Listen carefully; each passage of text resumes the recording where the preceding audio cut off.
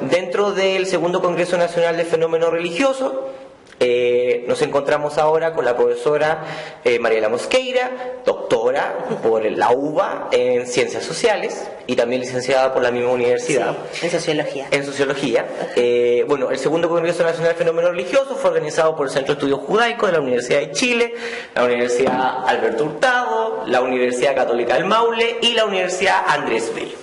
La profesora expuso en la primera jornada, en su ponencia inaugural, sobre la espiritualización terapéutica, la conducta adictiva, emergencia e institucionalización de dispositivos evangélicos orientados al tratamiento de usuarios de drogas en la Argentina. Y particularmente estamos con ella porque, por una parte, siendo investigadora del CONICET y parte del equipo del CEIL, tiene varias líneas de investigaciones bastante novedosas en Latinoamérica, en contexto sudamericano, que uno tiene que ver con la religión y las toxicomanías, también con una apuesta por realizar estudios comparados entre Chile y Argentina, cosa que es bastante novedoso dentro del espectro del Cono Sur, y también tiene una línea metodológica que es el análisis reticular del fenómeno religioso, que me imagino que eso tiene que ver más con la docencia que con la investigación, y por lo tanto, particularmente, las preguntas o las líneas, ¿cómo se llama?, de conversación que me gustaría plantear tiene que ver con la trayectoria de los estudios religiosos en Argentina y también su opinión sobre cómo se está o no realizando en comparación de la Argentina con el otro contexto sudamericano, aunque Brasil y Uruguay sí tienen, Brasil más que nada, tiene una línea mucho más fuerte en comparación con el resto de Sudamérica. Así que, profesora, somos todos suyos. Bueno, los estudios de religión en la Argentina, haciendo un poco de historia, esta historia es una historia oral, digamos, no hay como una historia formal de los estudios de religión, pero lo que uno se fue socializando en equipos de investigación pioneros en los estudios, fue aprendiendo cómo se fue generando esta historia. En principio, las personas que llegan a la Argentina con los estudios de religión son Floreal Forni, que de hecho inaugura la primera cátedra, en realidad el primer seminario que trabaja sobre estudios religiosos en la Facultad de Ciencias Sociales, que es el seminario del que actualmente soy docente, que es el Seminario de Investigación Sociedad y Religión. Y la idea, en la carrera de Sociología, en el grado, cuando los alumnos se reciben, no hacen una tesina, sino que hacen, no hacen tesis para recibirse, sino que hacen horas de investigación. Y tienen que tener 200 horas de investigación. Con lo cual, cada seminario te da 50 horas y vos haces una mini tesina por cada seminario. Entonces, la idea era estar como una oferta optativa de las personas que quisieran indagar en el fenómeno religioso. Instalar la cátedra dentro de la UBA fue todo un problema también. La Universidad de Buenos Aires es una universidad muy, secularizada, de tendencia, más de izquierda, progresista, donde lo religioso aparece construido como el opio, ¿no?, del pueblo. Entonces, instalar el seminario fue toda una lucha por parte de Floreal Forni y también de Fortunato Malimachi al regreso de la dictadura, con el regreso de la democracia en Argentina. En el caso de Fortunato Malimachi, que actualmente es el titular de la cátedra, durante muchos años fue Floreal Forni, después falleció lamentablemente hace unos años, y quedó Fortunato como el titular de la cátedra. Fortunato estuvo exiliado durante la dictadura y a su retorno se inaugura la carrera, que también la carrera estuvo cerrada durante la dictadura en nuestro país. Entonces la cátedra se impone y abre en 1985 en la facultad. En el mismo momento se inaugura la revista Sociedad y Religión. Ya. La revista Sociedad y Religión, Sociología, Antropología e Historia del fenómeno religioso en el Cono Sur. Es la primera revista en el Cono Sur, por lo menos, de los estudios de religión, que también fundan Fortunato y Floreal Forni, ¿no? Y luego se le suma tanto Aldo Meijeras como Jorge Soneira, que son también otros de los pioneros en los estudios de religión, que provienen de la Universidad de El Salvador, ¿no? Y se asocian a estos estudios, y entre ellos, que eran también colegas, compañeros de militancia, y también correligionarios, porque todos militaban en el mundo católico de lo que sería el catolicismo más de liberacionistas, más de opción por los pobres. Todos tenían un fuerte compromiso político también desde ese lugar. Entonces, todos intentan, desde su propia convicción religiosa, de alguna manera, pero también tratando de plantear un estudio de lo religioso desde una manera, desde las ciencias sociales, no tanto desde la misma institución religiosa, sino más allá de sus creencias, plantear un estudio como objetivo o desde las ciencias sociales del fenómeno religioso. Y ahí ellos cuatro, de alguna manera, son los pioneros en el estudio de lo religioso, ¿no? Inaugurando la cátedra en la Universidad de Buenos Aires y la revista Sociedad y Religión. Más tarde, en el CEIL se inaugura la línea de estudios religiosos. El CEIL es un centro de investigación y estudios del mundo laboral. Vos te preguntarás, ¿qué hace un programa de religión ahí? Bueno, lo que pasa es que el Centro de Estudios e Investigaciones Laborales lo inaugura Floreal Forni, y todas las líneas de investigación en el CEIL son las líneas que él trabajó. Rural, sociología de la pobreza, religión y mundo laboral.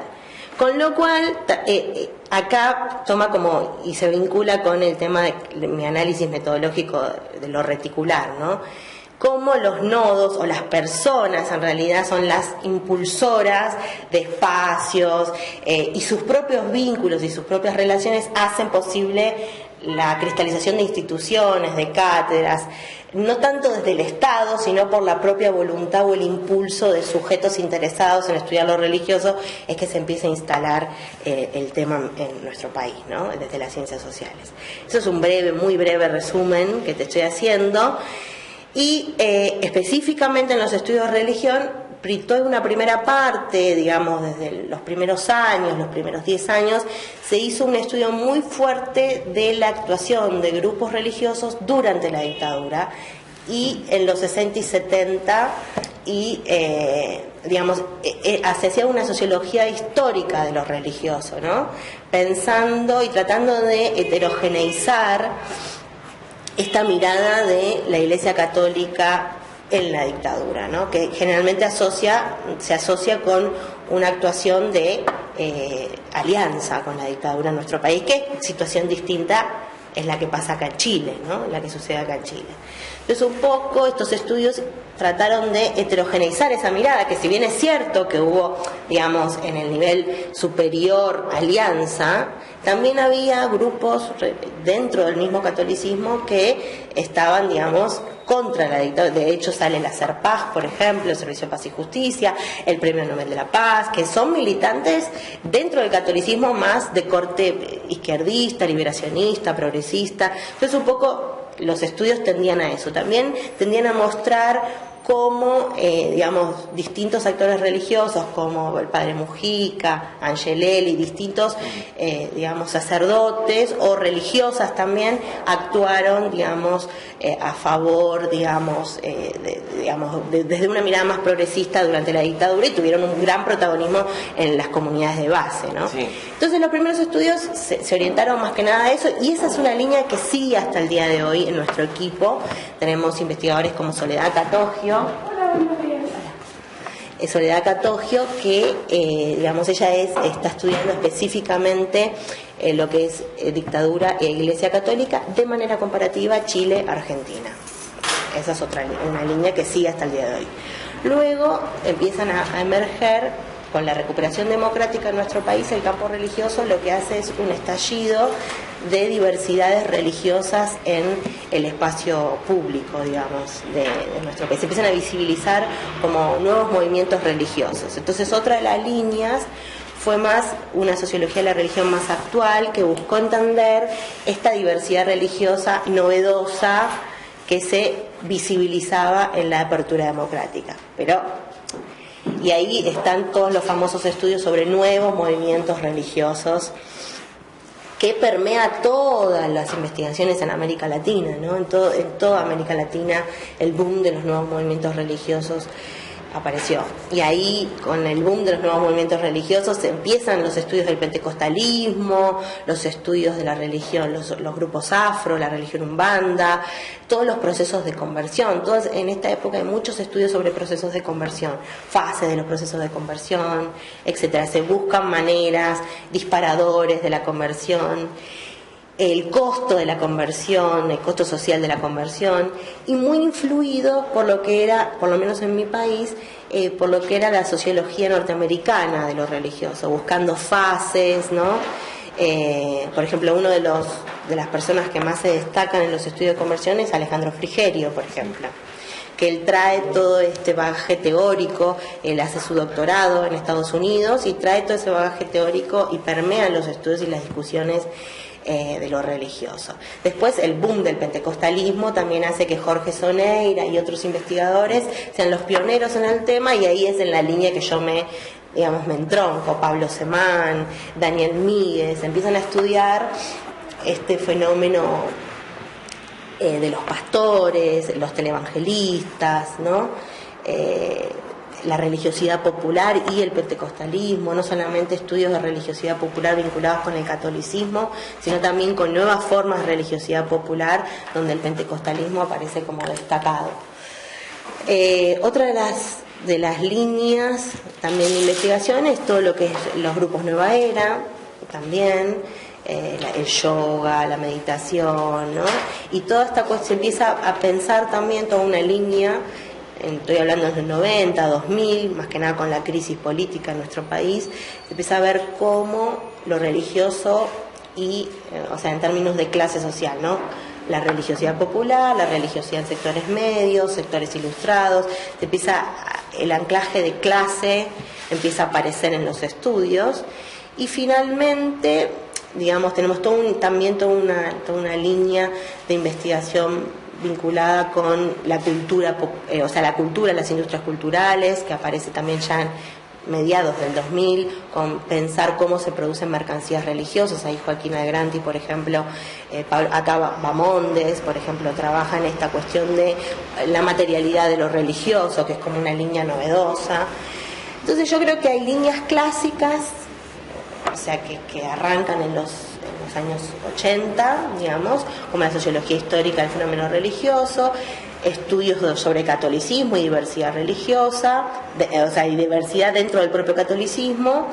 También esta línea de los nuevos famosos movimientos religiosos, que ahí derivan todos estos estudios de minorías religiosas, etcétera, etcétera.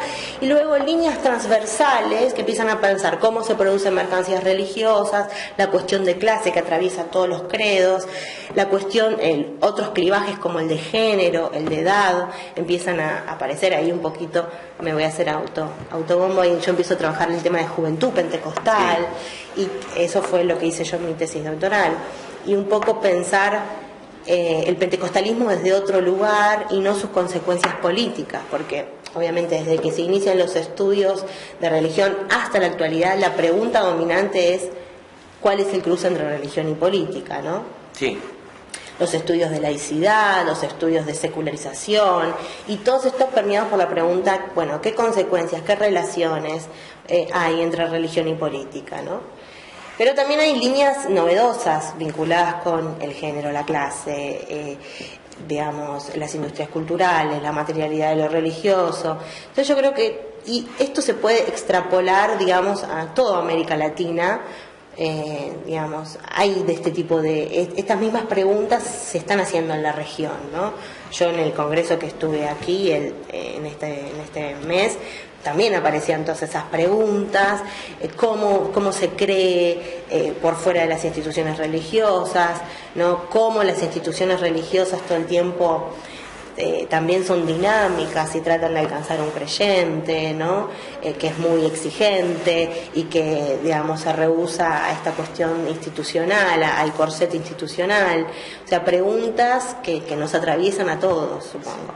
A nivel académico, que eso es lo que me parece que te está interesando, a nivel académico, tanto en Brasil como en Argentina, hubo toda una política desde el Estado con estos gobiernos más de corte progresista, en el caso de Luna, en el caso de el fenómeno digamos, en mi país con Néstor y Cristina Kirchner, el kirchnerismo. Lo que hicieron fue fomentar, apostar a las ciencias sociales y a los estudios de religión en general, pero no en particular. O sea, los estudios de religión entraban dentro de la bolsa de la apuesta humanista que hubo, pero no solamente se financió a la parte humanista, a las humanidades y a las ciencias sociales, sino a las ciencias en general. En nuestro país se empezó a invertir por primera vez en formar doctores.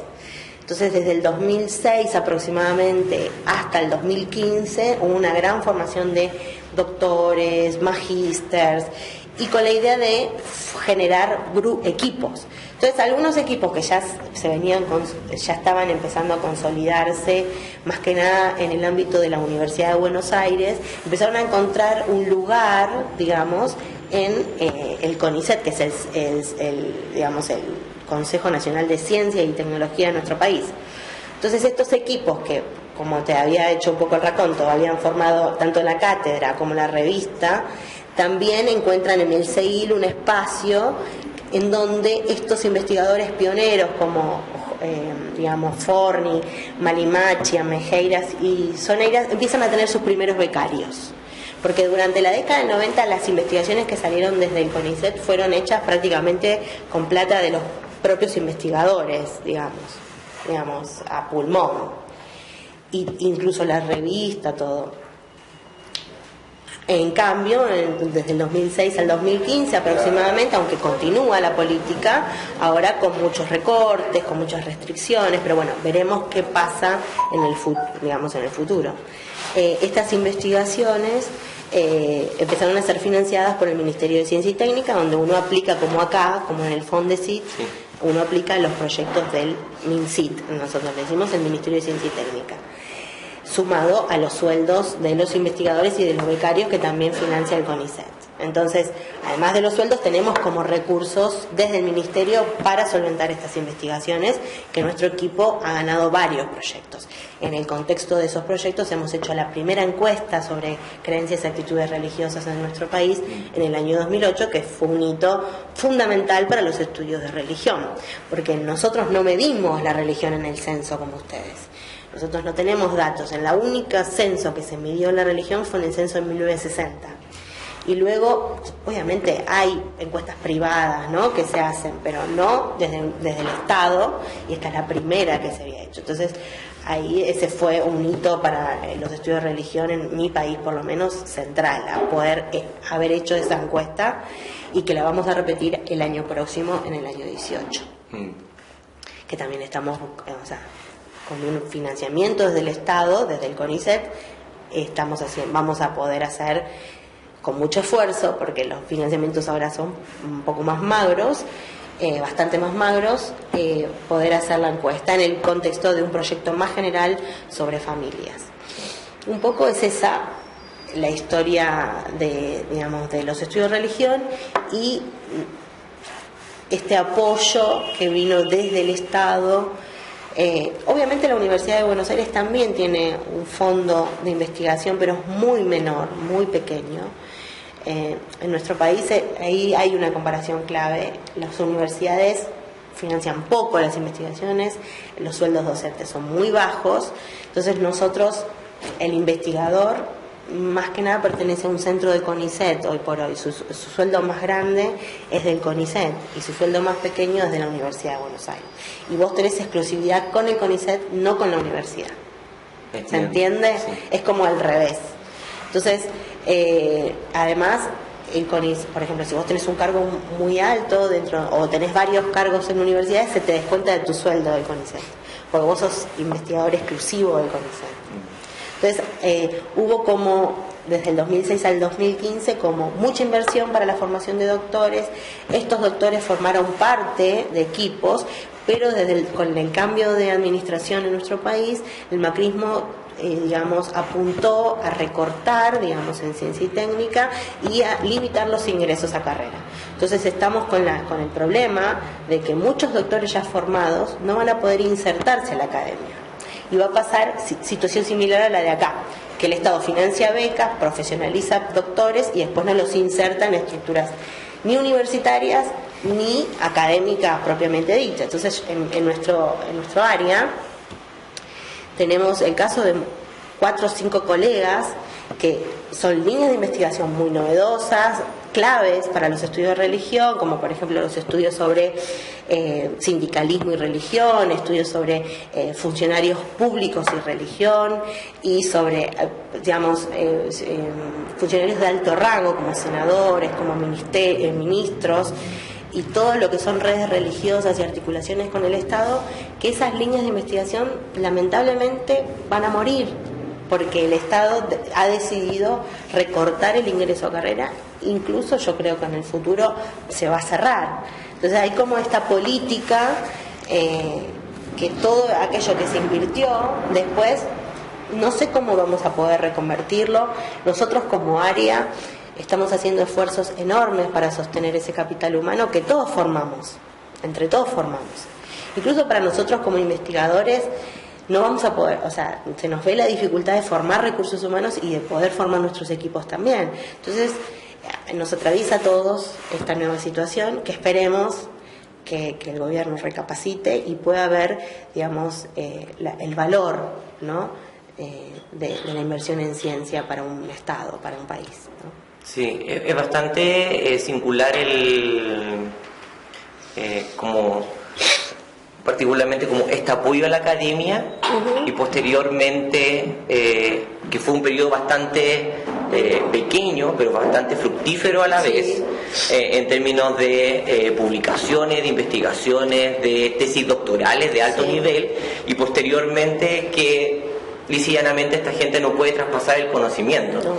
Y ese yo creo que es una de mis grandes preguntas en términos desde la academia chilena, pero también pensando en la academia argentina, que tiene que ver con el traspaso del conocimiento. Sí, exacto, la transferencia. La transferencia, cómo se puede formar y cómo se puede aprender de las investigaciones pasadas, tanto en sus aciertos, pero también en sus dificultades, o particularmente pienso cuando se tiene una academia que está pensando y está moldeando en términos metodológicos para analizar el mundo católico, y después tú pasas a los nuevos movimientos religiosos o posteriormente a los que tienen que ver con la materialidad y religión, en donde la metodología no te calza completamente. Entonces, ¿cómo poder traspasar eso sin tener que caer de nuevo en las mismas dificultades o partir de cero?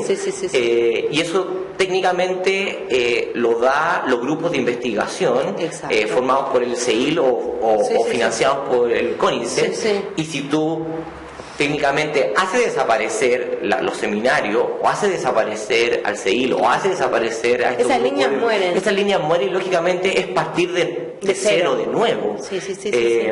Entonces, ¿cómo usted lo ve en términos de esta como trayectoria vital de los estudios de la religión? Que por mucho tiempo, desde el 80 hasta los 2000, esa línea ha sido fluctuante y dependió únicamente de la voluntad de los investigadores. Exactamente. Y si la voluntad o técnicamente ofertas laborales podría ser técnicamente tomar ese cerebro, sacarlo de la UBA y llevárselo a la Universidad Fluminense o llevárselo a Europa, técnicamente moría la línea de investigación. Eso es lo que va a pasar. Eso es lo que yo creo que estamos volviendo a ese periodo en que los equipos van a tratar de hacer lo imposible para sostener a ese capital humano hasta que no se pueda más, digamos. Hasta nosotros hemos hecho esfuerzos enormes y que seguimos haciendo esfuerzos enormes, Fortunato Malimache, Verónica Jiménez Belibó, Juan Esquivel, que son hoy por hoy las cabezas de mi equipo, y Luis Donatello también, están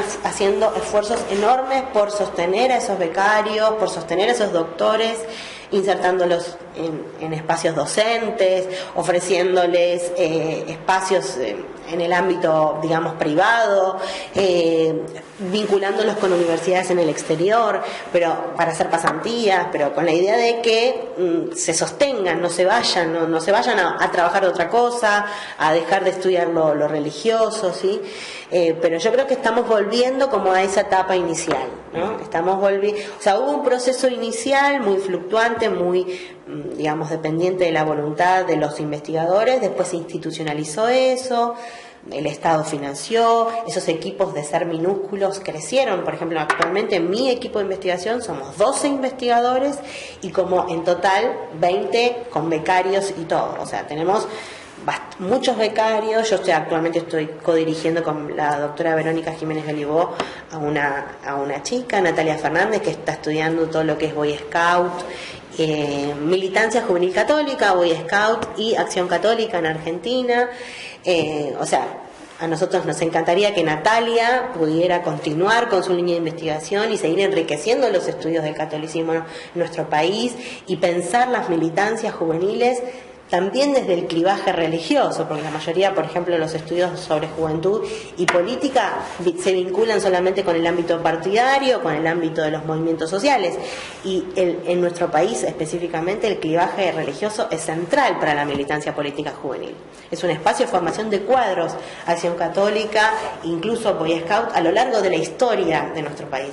Y esa es una línea no indagada, y si Natalia se recibe doctora y no puede insertarse como investigadora, lamentablemente esa línea muere.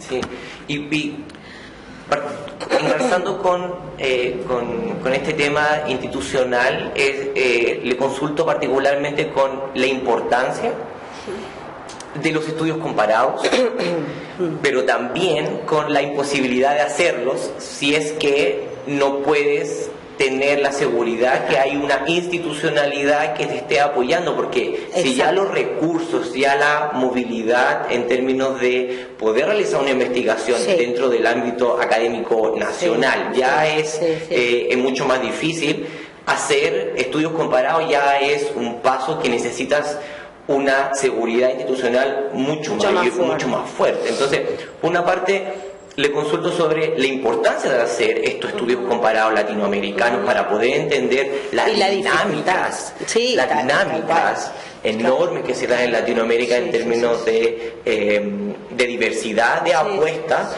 pero también de algunos puntos de conexión. Totalmente. Pero también las dificultades. Una parte de la importancia y la otra. Para mí la importancia es central, porque no podemos, también, por si no caemos en miradas monolíticas, como vos hablabas también del mundo árabe, también se caen en miradas monolíticas del mundo latinoamericano. O sea, se piensa América Latina como un bloque en el que todos los países pasan lo mismo, y así no es. Sabemos muy bien que no es. Entonces yo creo que para entender las propias realidades de cada país, los estudios comparados son centrales. Por eso estamos desarrollando con mi equipo esta línea de estudios comparativos entre Argentina y Chile, y con la idea de ampliarlo al Cono Sur, ¿no? Con Uruguay también. O sea, ver distintas, por ejemplo, las dinámicas del pentecostalismo, las dinámicas del mundo árabe, las dinámicas del mundo en general religioso. Pero ¿cuáles son las dificultades? Que cada estado tiene apuestas distintas. Entonces, entre los propios investigadores vamos encontrando estrategias. Bueno, mirá, podemos aplicar este proyecto de cooperación en mi país, podemos aplicar este otro, yo te invito, tú me invitas, y así nos vamos como complementando y a su vez encontrando los vericuetos para hacer ese intercambio posible. Y otra vez volvemos a lo mismo, el voluntarismo de los colegas. Por eso para mí son centrales las relaciones, voy a decir quizás algo antiacadémico, pero las relaciones afectivas, las relaciones de cooperación que se puedan establecer entre nosotros, que los que estudiamos religión no somos muchos. Entonces aprovechar estas sociabilidades que los congresos, las jornadas nos permiten, y a partir de ahí generar proyectos comparados, por lo menos escuchar lo que hace el colega y lo que hacemos en nuestro país, y así empezar a comparar visitándonos en las jornadas, en los congresos. Esa es una manera, porque evidentemente cada país tiene distintas maneras digamos, distintas estrategias de abordar el financiamiento, y yo creo que nuestras líneas de investigación tienen que trascender eso, ¿no? y militar lo suficiente para mostrar a los estados la importancia de estudiar el fenómeno religioso en América Latina. A propósito de esto, con el doctor Miguel Mancilla estamos armando un libro que va a ser bastante interesante sobre sociología del pentecostalismo en América Latina. Entonces, nuestra prioridad era, digamos, que escriban de los 21 países de América Latina investigadores académicos del país. Y acá esta es una anécdota que pinta la situación de América Latina. Nos resultó muy fácil conseguir académicos en Argentina por la inversión que hubo. También nos resultó muy fácil en Brasil, nos resultó muy fácil en México. De hecho, tanto de México como de Brasil hay 3 capítulos porque hay mucha diversidad. Yo siempre le digo, hablando con otros colegas, siempre digo, yo doy seminarios de tesis también en el posgrado, ¿no? Entonces yo le digo a mis alumnos y a colegas también, ustedes busquen bibliografía en Brasil, porque seguro ahí se investigó. O sea, en Brasil hay una gran diversidad de líneas de investigación sobre lo religioso súper interesantes. Entonces nos resultó fácil. Pero en países como, qué sé yo, República Dominicana, Haití, Paraguay, resultó muy difícil conseguir académicos locales. De hecho, en Paraguay tuvimos que recurrir a un académico norteamericano que escribió sobre Paraguay y pentecostalismo para que escriba, porque no hay una academia, digamos, desarrollada, ni pudimos dar. Después, en el caso de Panamá, es una investigadora francesa que vive en Panamá, que trabajó el tema y que va a escribir sobre el tema. En Venezuela nos resultó imposible conseguir. Hemos escrito, teníamos algunos contactos, no hemos tenido contacto, no hemos podido hacer contacto, debe ser quizá por la situación del país, no lo sé, pero algunos países nos resultó imposible y en otros países sumamente fácil. Y ahí ves la heterogeneidad de las academias en América Latina. Y entonces cuando uno hace estas apuestas de investigaciones comparadas grandes, es como que se pone de primer nivel esa textura diversa en las inversiones de cada estado, en ciencia, especialmente en los estudios religiosos. Y bueno, hemos encontrado estrategias por otros lados para poder esos países relevarlos, ¿no? En El Salvador lo mismo. Bueno, donde en Guatemala, por ejemplo, en El Salvador, el fenómeno pentecostal es central, pero por suerte hemos podido hacer contactos con algunos investigadores del lugar para poder, incluso de Haití pudimos también hacer contacto, con un haitiano que trabaja pentecostalismo y lo que es el sincretismo con el vudú en el país, pero que él tuvo que formarse en Francia como doctor, ¿no? Pero él es haitiano y también escribió sobre pentecostalismo en Haití. Sí, particularmente me resulta sumamente interesante cómo, y también desde el punto de vista de los estudios islámicos en Latinoamérica, como tanto México, Brasil y Argentina son los 3 grandes capitales de producción académica. Y que a la vez se da con un patrón bastante singular, que a la vez son los grandes centros de formación académica. Exacto. Y yo creo que ahí hay una singularidad que pasa muy por alto, se invisibiliza mucho, que tiene que ver que para poder formar o para que se pueda realizar, por ejemplo, como la revista Religión y Sociedad, o congresos, o que empiecen a mejorar líneas de investigación, es clave que se estén formando los académicos dentro del mismo país y no tenga que ser una persona que se vaya a Europa o a Estados Unidos o a alguna parte del mundo y que después vuelva y que sea como la persona en todo un ámbito académico que pueda desarrollar una línea, sino que se forme dentro de estos espacios académicos. Incluso yo creo que nuestra idea, la propia y la de otros colegas, es empezar a fomentar la formación en América Latina. O sea, por ejemplo, si yo soy paraguayo y quiero estudiar mundo islámico, por ejemplo, en América Latina, en vez de irme a Francia, es preferible irme a Brasil o a Argentina o a México.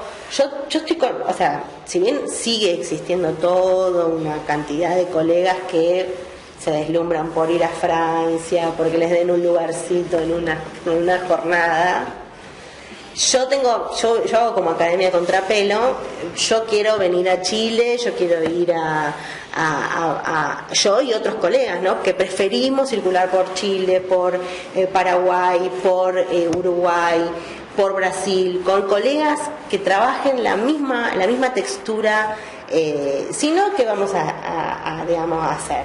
Vamos a que venga un gringo a contarnos cómo somos, que venga un francés a hablar sobre América Latina, y ahí sí, ¿viste? Abren los congresos. No, yo creo que esta nueva generación de investigadores, nuestra generación, yo creo que están haciendo apuestas distintas.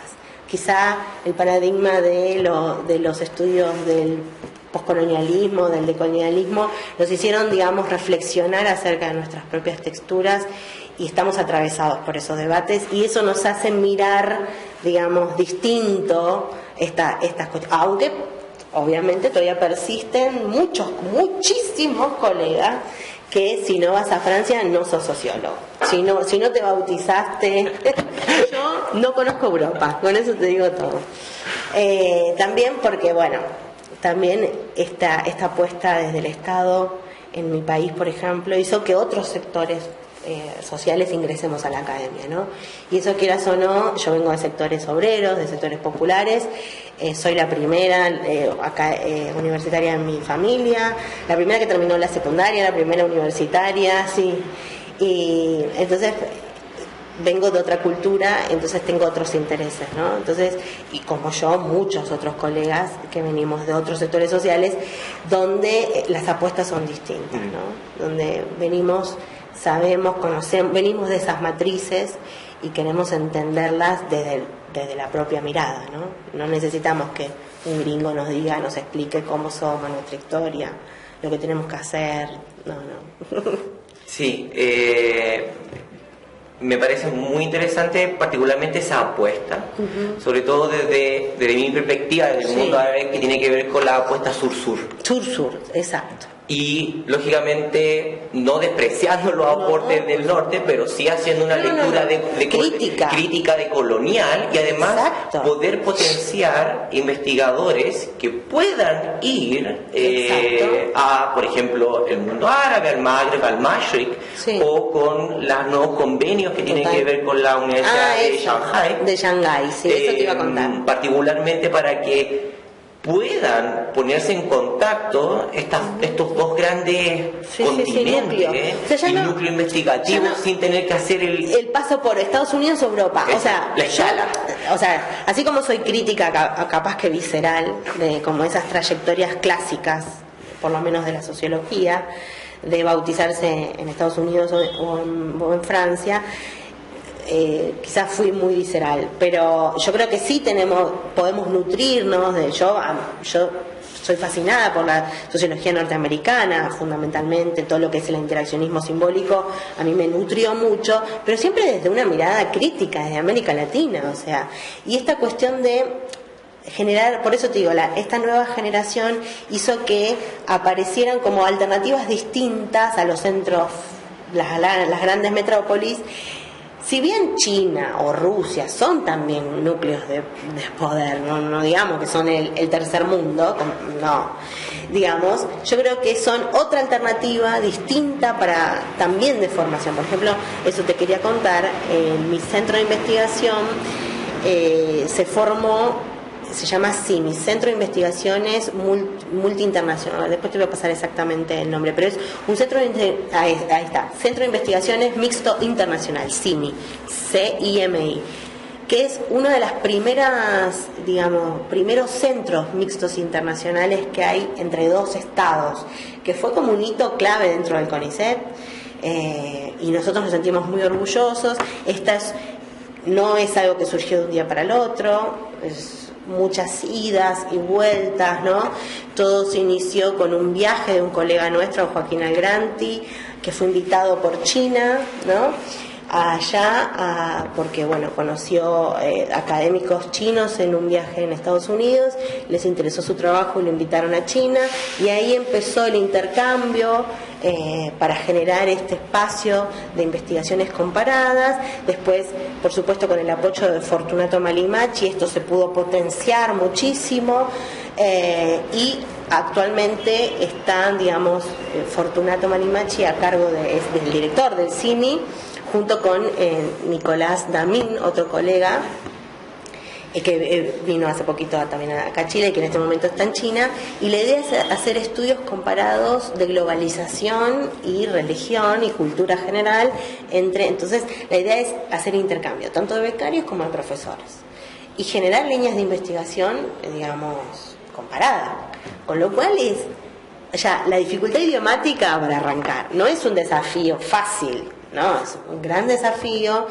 De hecho, ahora en las jornadas que nosotros vamos a hacer en noviembre, ahora el 22, 23 y 24 de noviembre, hay una mesa especial sobre China, y también tenemos un grupo de trabajo sobre estudios comparados entre Asia, o sea, de Asia, Pacífico y China, muy interesante, donde se están empezando a desarrollar. Nosotros ya recibimos como 4 o 5 becarios que vinieron chinos, que estuvieron tipo en una estancia larga, como varios meses en nuestro centro.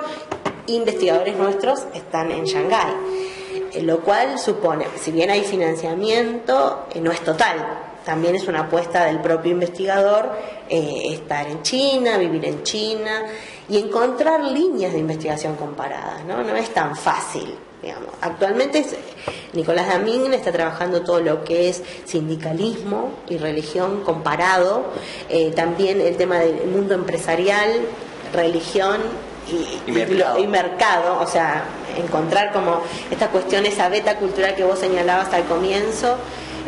Y también la cuestión geopolítica y económica, ¿no?, del mercado. Esa experiencia está siendo fascinante realmente, y con apoyo relativo.